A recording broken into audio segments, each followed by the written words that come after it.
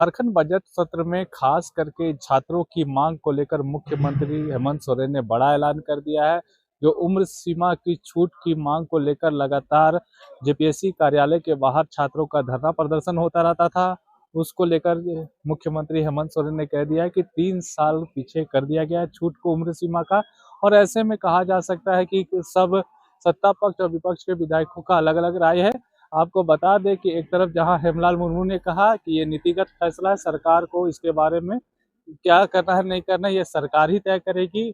वहीं डुमरी विधायक जयराम महतो ने कहा है कि इसको और पीछे ले जाना चाहिए, 20 से पहले ले जाना चाहिए, ताकि ज़्यादा से ज़्यादा छात्रों को रिलैक्सेशन मिल सके और ज़्यादा से ज़्यादा जो छात्र जेपीएससी क्रैक करने की तैयारी कर रहे थे उनको जो है सो राहत मिलना चाहिए, उनको भी एक बार मौका मिलना चाहिए ताकि वह जेपीएससी का एग्जाम लिख सके और पास होकर झारखंड सेवा में अपना योगदान दे सके। मौके पर क्या कुछ कहा गया, ये आपको सुनाते हैं। नहीं पूछिए, आपके ही सवाल चूंकि मुख्यमंत्री ने बड़ा ऐलान किया 2022 किया गया। देखिए, अभी भी मुझे लगता है कि मुख्यमंत्री जी को विचार करना चाहिए। 2022 भी पर्याप्त नहीं है, उन्हें 2020 से पीछे आना चाहिए। 2020 से पीछे आना चाहिए क्योंकि नियमित परीक्षाएं नहीं ली जा रही हैं। आज 26 सालों में मात्र 8 जेपीएससी की परीक्षा हुई है। 2026 में जो परीक्षा होगी ये 9वीं होगी। हालांकि गणना में इसको हम 14वीं बताएंगे। अगर 14वीं भी बताएंगे तो 26 सालों में 14वीं बिल्कुल न्याय संगत नहीं है। अतः पिछला में 2017 था, वो 23 में हुआ था। अगर आप एक दो भी मानते हैं तो 17 से 18 19 तक होना चाहिए था, 20 तक होना चाहिए था, 22 कतई नहीं। तो मैं फिर भी अडिग हूँ, 2018 ही होना चाहिए था क्योंकि आप कंटिन्यू परीक्षा नहीं ले रहे। 3 साल का रिलैक्सेशन थोड़ी तो रहा।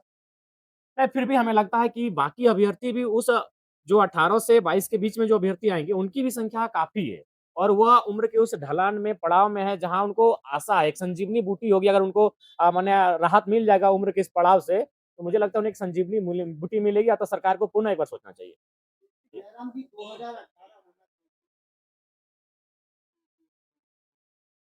तो ऐसा नहीं है कि मुख्यमंत्री जो ने कहा है कि वो कोई मतलब वही होगा। उन्हें पुनः सोचना चाहिए, पुनः विचार करना चाहिए और फिर उन्हें घोषणा करनी चाहिए। लेकिन जो कुछ अभ्यर्थी गए थे हाई कोर्ट में, उनको राहत दिया था हाई कोर्ट, उनको तो फायदा हो गया, बाकी लोगों है को ना, तो निसंदेह परेशानी। फायदा हुआ है।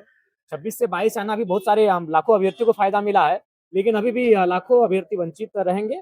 तो इसीलिए पुनः विचार करना चाहिए। मुख्यमंत्री जी ने जब इतना हृदय को बड़ा किया है तो थोड़ा और बड़ा करें। देखिए, ये साइबर क्राइम पर और उसमें था कि बहुत सारा नारकोटिक से भी संबंधित मामला था।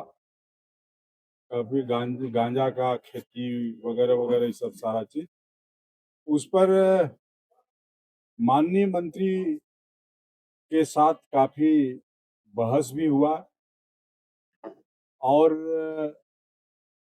हमने कहा कि आप इस साइबर क्राइम के लिए किस किस स्थल पर किस किस थाने में किस किस ब्लॉक में किन किन पुलिस पदाधिकारियों का पदस्थापन हुआ है और कहाँ कहाँ लोगों को जागरूकता के लिए शिविर चलाया जा रहा है, इसका विस्तार पूर्वक ब्यौरा हमें करें, उपलब्ध करावें।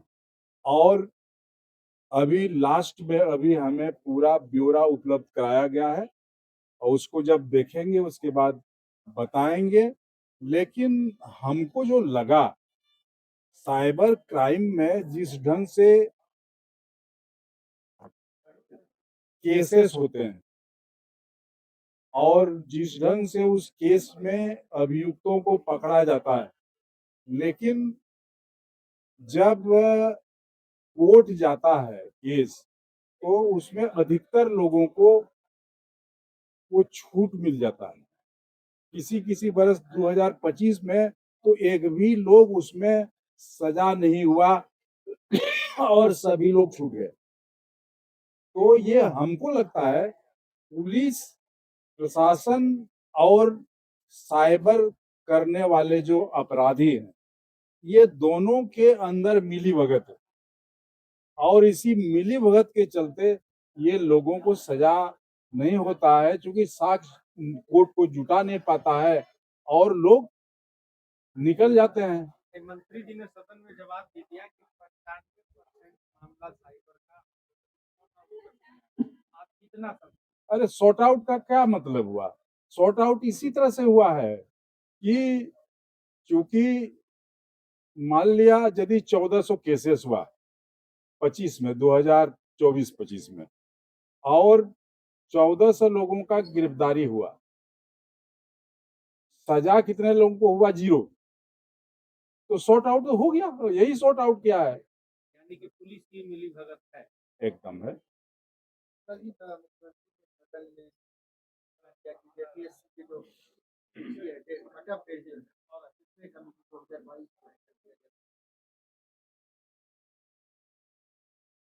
बहुत अच्छी बात है, मुख्यमंत्री जी ने कहा तो बहुत अच्छी बात है।